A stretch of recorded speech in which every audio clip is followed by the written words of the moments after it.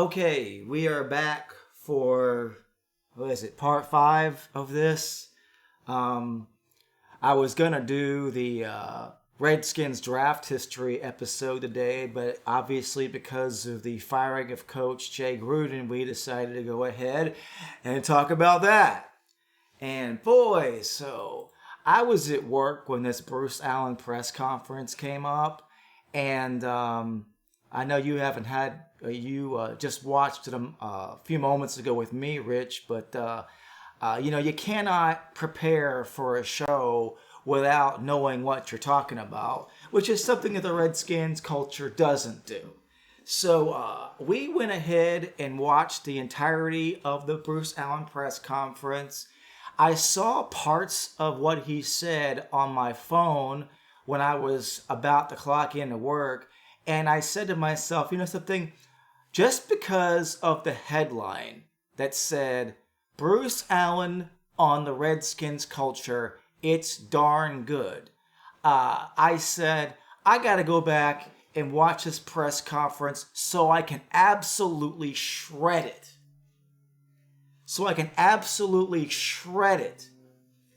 And then we went around and looked at some of the other commentary.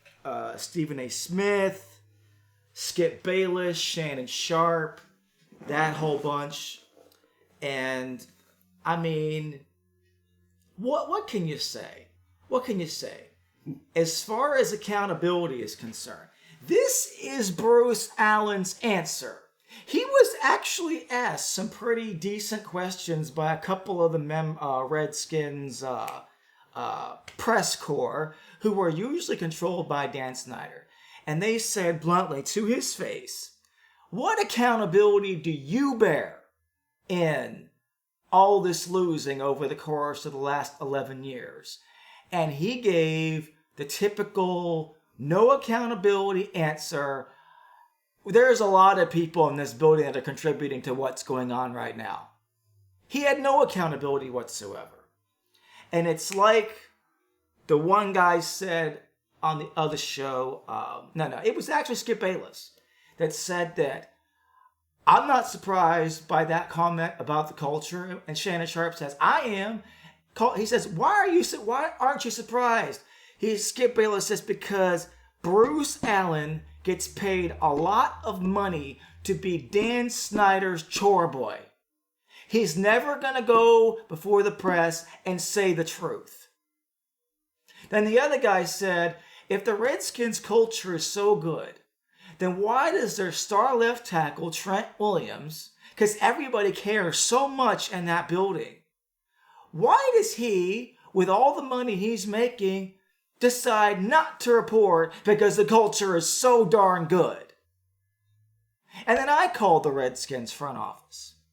And I said the following. I think a lot of people that I've talked to said, look, the Redskins are a family organization. The Redskins are all about family. So how do you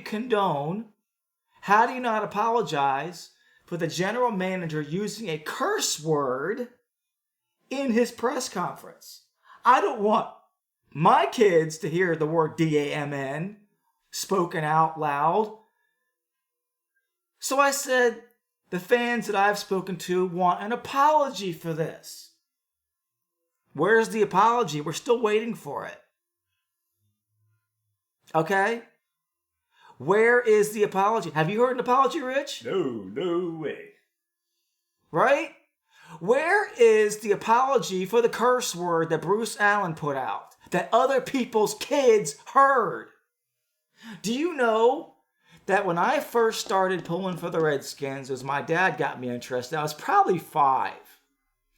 How do you think my dad would have felt if I watched that press conference and I come to the kitchen table and use that word? He would have driven over to their team facility. He would have demanded to see Bruce Allen, and he would have demanded that Bruce Allen be fired for making that comment.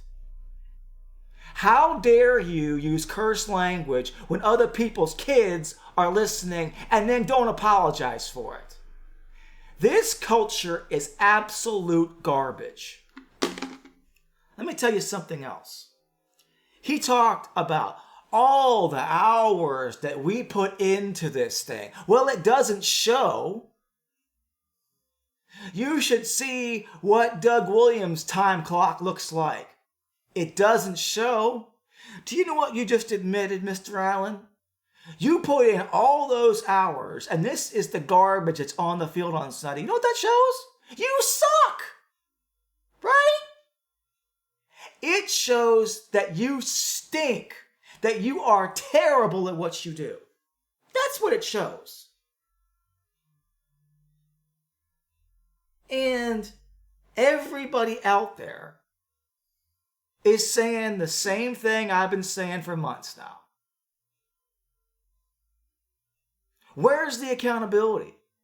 Oh, and Rich, do you remember the part where Bruce Allen is asked, what do you expect?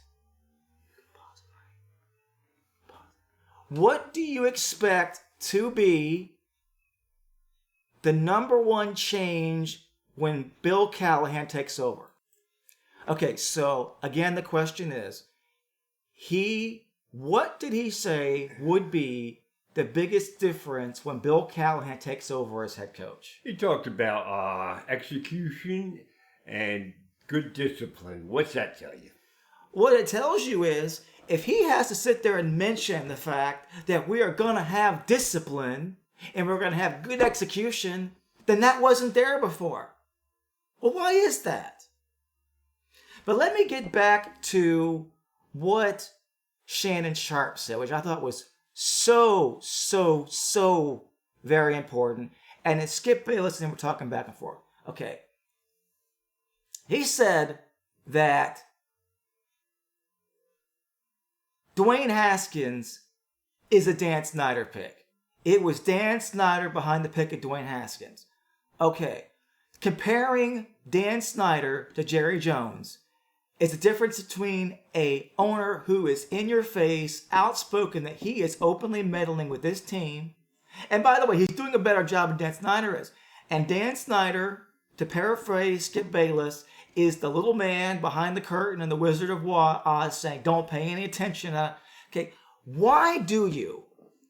Forget about whether or not Dwayne Haskins is a good fit for the Redskins offense. He isn't. Forget about whether or not Dwayne Haskins can be a good NFL quarterback. He probably can, but not with this team. Why pick a guy at pick number 15 that you know you're going to have to develop, because no Ohio State quarterback has ever succeeded in the NFL. And Ohio State does not run a pro-style offense. So you're going to have to develop this guy. That requires a lot of Jay Gruden's time to develop this guy. In the meantime, you're trying to win to get to the next level. So why do you take a serious project, potential starting quarterback with a 15 overall pick when you can get a player who can contribute now? Why do you do that?